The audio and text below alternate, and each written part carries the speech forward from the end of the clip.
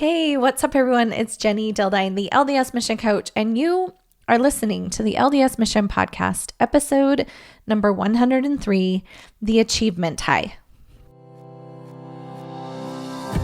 Hey, I'm Jenny, the LDS Mission Coach, and whether you are preparing to serve a mission, currently serving, a returned missionary, or a missionary mama like me, I created this podcast just for you. Are you searching for epic confidence, ready to love yourself and to learn the how of doing hard things? Then let's go. I will help you step powerfully into your potential and never question your purpose again. It's time to embrace yourself, embrace your mission, embrace your life, and embrace what's next. Hey, everybody. Welcome to the podcast. Thanks for being here. So fun to be rubbing shoulders with all of you amazing humans out there that are getting ready to serve missions, that are serving missions, that are home from your mission, and all of you missionary moms and dads who are listening. I'm honored actually to be hanging out with you today, and I love that you keep showing up here to the podcast. It's really an important place to be in.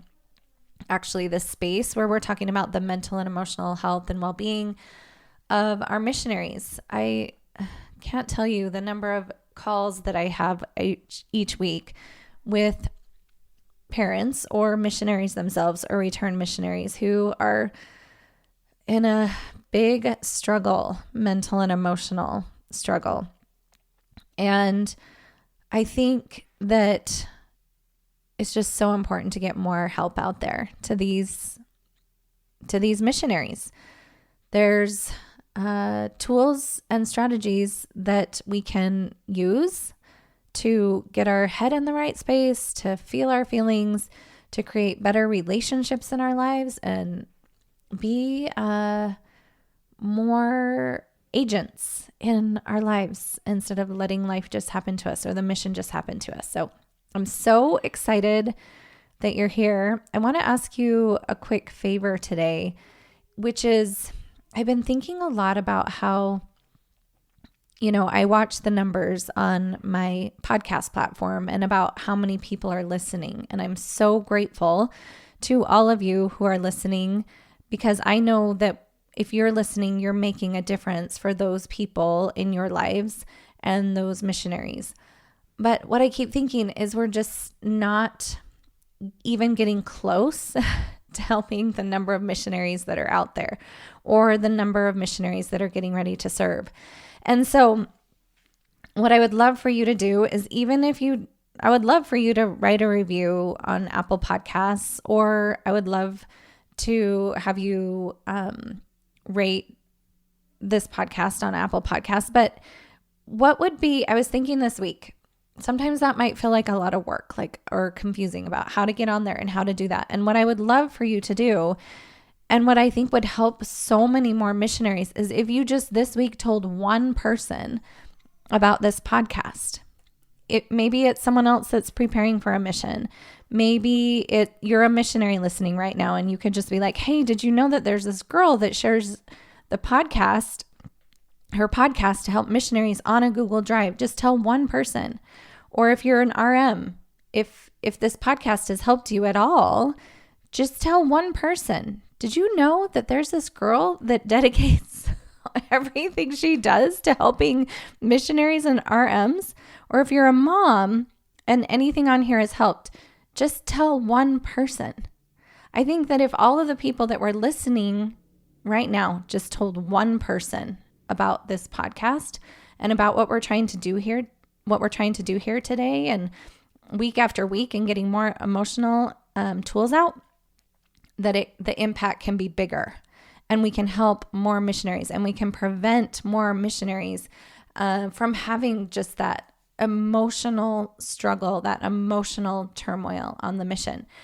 Now, that's not to say that these tools are going to totally get rid of any sort of emotional pain that we're going to experience. What I teach on here is that we're going to always have highs and lows. We're always going to have opposing emotions, meaning if we're going to be happy, we also have to be sad. If we're going to feel frustration, then we're also going to feel contentment. Like there's always those balancing emotions. But what I see on the mission and after the mission is we start to leave, we shouldn't have those feelings. And so I love what we're doing here to help bring more awareness to our own thoughts and feelings. And if you could just tell one person, if we could just help one more person, I think that's all we're trying to do. So that would be amazing. Tell one person about this podcast. And if you want, post it on social or something and tag me and so that I can thank you for sharing. It is important work to be doing. And I think about these kids every day. Like that's actually the truth. I think about missionaries and missionary moms every day. I don't even have any currently serving missionaries, and I'm still thinking about you every single day and wondering how we can help and how we can address some of the struggles that missionaries have on the mission. So there you go. That's what I wanted to ask you as a favor today. I also want to kind of give you an update with our lives, which is this is the first summer in a couple of years that we haven't had a wedding. So everyone keeps telling me, oh my gosh, we're so busy this summer. There's so much going on. And I'm like, oh, that's awesome. For me, we just don't have a wedding. In between weddings and sending missionaries and having missionaries come home, we haven't had a lot. And then we had my one son graduate. And we're not sure what a mission looks like for him. I'm not sure if I've shared here. I must have that he's on the autism spectrum. So we're not sure what a mission's going to look like for him or if he's even going to serve one. But so as of right now, we're not sending or having anyone coming or going. And we're not planning a wedding this summer. So I am just feeling fancy free. I'm going to head to Utah this weekend for my mom's birthday and just really trying to soak in the sun and soak in the solitude and also planning some really, really cool stuff for missionaries coming this fall. And you totally get excited about that. I'm really jazzed about it. So anyway, that's kind of what's going on with us. But now I want to jump into what I wanted to talk to you about today, which is the achievement high. Now, one of the reasons I started thinking about this was because I'd started talking to a lot of my clients about how they need to be a certain way, or they need to do a certain thing, or they're looking to create the next achievement. It also sort of crossed my mind at graduation. It's like in our society, we really honor and value, whether right or wrong, achievement, because there was little asterisks next to the people who got this grade point average. And there was little asterisks that got, this other grade point average. And then the other thing that kind of prompted this podcast episode was I'm reading this book. It is called Empire of Pain. Actually, I just recently finished this book, and it is by Patrick Keefe, all about the opioid epidemic and how these people were taking OxyContin and how they would become addicted, and then they would just need another high and another high and another high. And I started thinking about how we sometimes continually seek after an achievement because we want that high. We want to achieve because it gives us a little bit of a dopamine hit. So dopamine is that feel-good kind of chemical that happens in our body that tells us, our brain, like, hey, this is really good for you. You want to keep going. And we can get dopamine from a lot of places. But one of the things I've started noticing is that we get dopamine often from an achievement. Now, it's not wrong that we want to achieve. I actually think it's in our spiritual DNA to want to progress, to want to grow, to want to change, to want to reach that next level. And so there's nothing wrong with it, but I think sometimes we can get caught in this trap of achievement, of the achievement high, just like we would get from a drug, that we want that dopamine, that we seek that dopamine. And the reason that we continually do it is because that dopamine does feel good. And so what I want us to maybe just become aware of is, are we seeking an achievement high? And here's the reason why it can be tricky to just always seek an achievement high, is because sometimes that achievement, quote unquote, is within our power. And sometimes it's not within our power. And then here's the other thing, is there will be times in your life and times on your mission and times in your existence on the human planet, being a human here on this planet, where it's easy to achieve.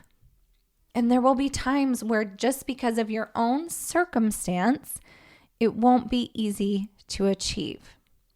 Let me give you a few examples of how we might be seeking an achievement high. We might find this with making more money, getting a different job, getting that next job, get that bigger promotion. Maybe like running a marathon. Like if I just do that, then I'll feel this. Maybe it's a certain number of baptisms that you want to get on the mission, or a certain number of contacts that you want to get on the mission. Or I've seen it also with people wanting to get grades, right? As soon as we get that A, we're like, yes, I did it. I achieved, right? What if it's just working out?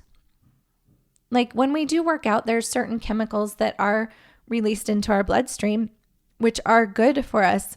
But also there's this idea like I'm a good person, quote unquote, if I'm working out, if I'm staying active. Another one I've seen with RMs, right, is like if I read my scriptures or don't read my scriptures, like I get to tell myself that I'm doing a good job and that I'm a good human. If I'm reading my scriptures, we get that little bit of a dopamine achievement, like, gosh, I got that done. Maybe just being kind to your family, like some of that intrinsic well feeling or feeling well is just natural because we fill ourselves up with compassion and love. But what we want to kind of be aware of is like that little bit of like, check, I'm a good person, check, I'm doing a good job. And that maybe our dopamine is coming from that. Also, a big one I see, right, is checking things off your to-do list. I hear people say, oh, I'm just a to-do list person. And what happens, right, is when we check something off, get, a little bit of an achievement high. Check something else off, a little bit of an achievement high. So here's the thing, is that the dopamine that we get when we have that achievement, or maybe we're at a track meet and we win a race, or maybe we spoke at a zone conference or something. That dopamine that we get doesn't last forever. And so what happens is we continue to seek that dopamine more and more and more, almost like a drug, almost like a lot of the people in this book that I've been reading. I was talking to a returned missionary yesterday, and I said, it was our first session. I said, well, what was the mission like for you? And he said, the mission was a roller coaster. And this, I think, is a pretty accurate description, because I think what happens on the mission, right, is we seek achievement in things that are outside of us. And then we start to tie our worth up in that. And so it makes sense that it feels like a roller coaster. Like one day we have that dopamine high, that achievement high, and then the next day when things aren't going our way, we plummet. And then the next day we have that achievement high because maybe we got up on time, or we had met the number of contacts we were supposed to meet, or something like that. And then the next day, maybe our companion's sick. And so we don't get that same little hit of dopamine. Okay. So the achievement high creates a roller coaster because some of these things are not even within our control. Like the number of baptisms that we get, that's totally someone else's agency. And I'm not saying that we're not going to try and we're not going to set goals, but the outcome is up to the other person. Sometimes, listen, we're just overwhelmed with life. Sometimes one of my sons just recently told me, he's like, I didn't realize it until the sun came back out, but I think I was suffering a little bit from seasonal affective disorder. Right? That's just life. That's a circumstance that matters and that's going to affect our ability to create an achievement high. Or maybe the other example I thought of is like pregnancy, which is just like something I can really relate to because I remember feeling like, oh, if I'm not doing this, if I'm not cooking dinner, if I'm not exercising, if I'm not whatever, then I'm not worthwhile. I don't have value. I don't have anything to add to this world. And that was really frustrating to me. But I was so sick, like nauseous, that I just would have to stay on the couch. And this, in a metaphorical sense, is what sometimes happens to all of us. We have days where we just aren't up for it, even on the mission, you guys. So if you have days where you're just not up for it, there's nothing wrong with that. So long as we understand what these achievements, why they work in the first place. The only reason an achievement high works is because we allow ourselves to believe something. Okay? So let's take the example of running a marathon. What most of the world believes is that first we got to run the marathon. After we run the marathon, we're going to get that dopamine hit. We're going to feel happy. We're going to feel content. We're going to feel some pride or some accomplishment or something like that. And then we'll allow ourselves to believe I'm doing a good job. I'm a good human. I'm active. I'm taking care of my body or whatever. But here's what's super cool is when you can get off the achievement high roller coaster, what you can do instead is just think those thoughts now. You don't even need a marathon to feel good about yourself, to believe that you're a good human, and to believe that you have value, and to believe that you're doing a good job. All you got to do is think that. So it's just as highly likely that if you took a nap, you could believe I'm doing a good job. I'm a good human. I know how to take care of my body. Because that feeling comes from what you believe about it. So the tricky part with the achievement high, right, is we think that the achievement creates the feeling, but the achievement doesn't create the feeling. What creates the feeling is what you allow yourself to believe about you when you achieve, which works amazingly well until it doesn't. And you're not able to achieve, or you don't reach your goal, or you don't make the money you want to make, or you get a D in one of your classes, or you just aren't up for working out. Okay? So we can create the same achievement high, that feel good energy, that dopamine, just by thinking amazing thoughts about ourselves. What's so much more effective than trying to run a marathon to believe you're awesome is just believe you're awesome now. And ironically, when you believe you're awesome now, that will create some satisfaction, some feelings of accomplishment, and some dopamine, which will allow you to run a marathon. Now, I want to give you a couple ideas about how you might know if you are achievement high seeking. Okay, so if you see these, this is not an exhaustive list, nor did I this is just from my observations. So it's not they're not absolutes either. But if you notice yourself in these patterns, your brain might be in an achievement high seeking pattern. Number 1, you never quite feel settled in the now. So you're always like, well, I got to do that next thing so that I can feel this and believe this. And then I got to do this next thing so that I can think this and feel this. Now, you probably don't say to yourself so that I can think this and feel this, but that's what your brain tells you. Like, if we just do that thing in the future, then I'll be able to feel something different. Number 2, you are always seeking that next thing. So very rarely do you take the opportunity to be like, oh my gosh, wasn't it so amazing what I did last week when I reached that goal last week? Or look how far I've come.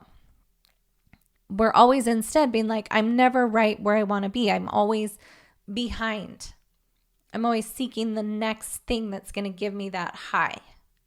More money, more power, more contacts, more whatever it is, okay? Here's another, number 3. You look at others for your view of self-worth. So this is kind of a comparison thing, right? It's like, I look at so-and-so and they made this many contacts on the mission, or this companionship made this many contacts on the mission, but me, nope, not me. Or we're waiting for some kind of validation from the mission president or from the members in the board to tell us that we're doing a good job. Or maybe you're at work and you're seeking that validation from your boss or something like that. So number 4, you are always completing this sentence in your mind. As soon as I blank, then I'll feel blank. As soon as I get married, then I'll feel happy. As soon as I get that A in this class, I won't feel as stressed. As soon as I get asked out on a date, I'll believe and feel that I'm good enough. Number 5, you tend to see people, achievements, and yourself as good, better, and best. So there's a better way to do something and there's not a better way to do, there's a worse way to do something. If you have this certain achievement or a certain accomplishment, you think, oh, well, that's better and this is worse. Or I think I talked about it last week's podcast or the podcast before, of this hierarchical thinking, that there's a good, better, and best way to be. There's a good, better, and best achievement, and you tend to see yourself as good, better, or best, or worse even, right? Okay. So let me give you a couple things that you can maybe think about instead. Instead of never quite feeling settled in the now, number 1, take opportunities to be present.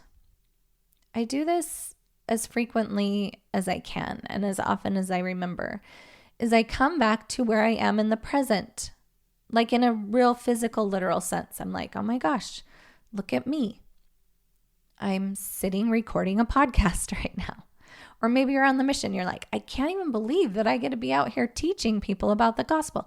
Or maybe you're working for Amazon and you're like, I can't believe that I'm here and that I get to work and that I live in a country where I can, and I get to pack up these boxes. And isn't it amazing that Amazon even exists and that I have the opportunity to make money? So we can be really present in the now. Instead of seeking for that next thing, maybe take a look at what you've already done. Take a look at the past. Like, look how far I've come.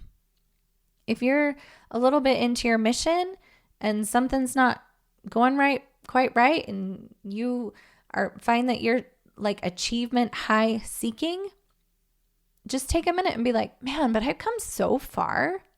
You can get a little bit of an achievement high just from looking at what you did up to this point. Instead of looking to others for your view of self-worth, I want you to imagine what you would think about yourself and what you want to believe about yourself if you existed in a vacuum. So like if we couldn't compare you to other missionaries and we couldn't compare you to the goals that other people are setting and achieving, if we couldn't compare you to the valedictorian of your class, what do you want to believe about you? And create those thoughts and those feelings for yourself. Create your own dopamine just because you like you.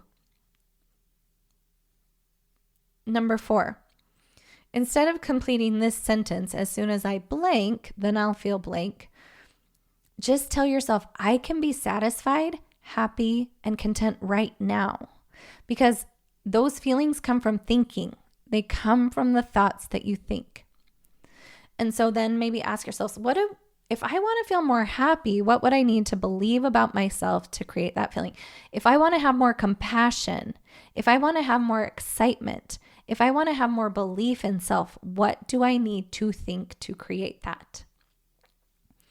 And then number 5, instead of seeing people, achievements, and yourself as good, better, and best, just decide the way you're doing it is the right way for you. I was talking to a missionary yesterday, a return missionary, and he was telling me how he hadn't quite finished a paper for an online class and I think a test for an online class, and now it was late. And so his brain was coming up with all these reasons that he should have done it a different way. He said, well, the best way would have been if I would have gotten it done a while ago, and if I was more motivated, and if I'd put it on the calendar, and if I would have learned this information incrementally up until now. And I said, but what if you're wrong? What if the best way for you is the right way? What if the best way for you is to put it off until now, not be motivated at all, not put it on the calendar, and get around to it when you are ready? Okay, so instead of deciding, oh, this is the right way, this is the best way, just decide your way is totally fine. It is totally fine for you. Here's what we need to understand. The achievement high, that little bit of dopamine, isn't created by the achievement itself. It's created by what you allow yourself to believe about you. So just believe it first. Believe it now.